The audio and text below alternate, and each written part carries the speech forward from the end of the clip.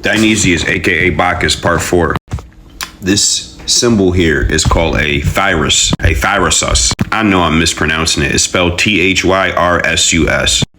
It is a rod or a vine with a ribbon attached to it, and a pine cone sits at the top of it. Now, this is supposed to symbolize the grapevine, the sacred grapevine. And again, Bacchus is the god who taught man how to press the grapevines, who taught man how to draw this sacred elixir, which caused man to fall into a frenzy. Now, you can view it as that. Now, you already know I'm an occult scientist. I look for correspondences, connections. The connection that I see here is a symbol which is very similar to Jacob's ladder. Remember, Jacob had a mystical vision in which he saw a ladder. And on this ladder, there were angels who were ascending and descending from this ladder.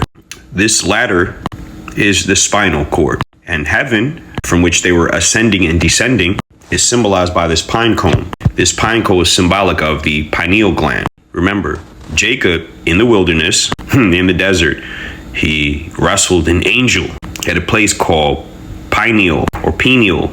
You see where I'm going with this. Now, this ribbon, we're going to talk more about that. Now, this thyrusus was a sacred symbol of Bacchus, and all his devotees, his followers, would carry one. The way that they would dress is that they would dress in fawn skins, or as the blind prophet Tiresias does, in goat skins. They would dress in goat skins and carry a thyrusus.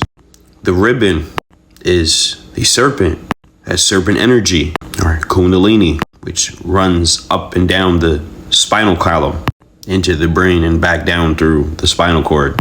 This is that middle pillar.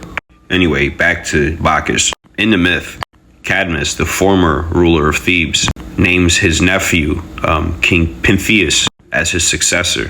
Pentheus' name translates to grief or sorrow. He's a real fucking square. Major stick up his ass. Super uptight and arrogant. He also denies the divinity of Bacchus. He's appalled by the customs and spiritual practices of the Dionysians.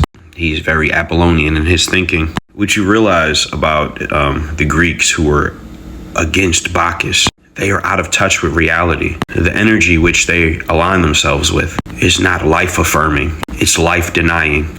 The Dionysians are hedonists. They celebrate life. And they thank Bacchus for introducing them to wine, which is the sacred elixir, which allows them to tap into an alternate state. Stay tuned for part 5. We about to connect him to Yeshua. Yo, be easy.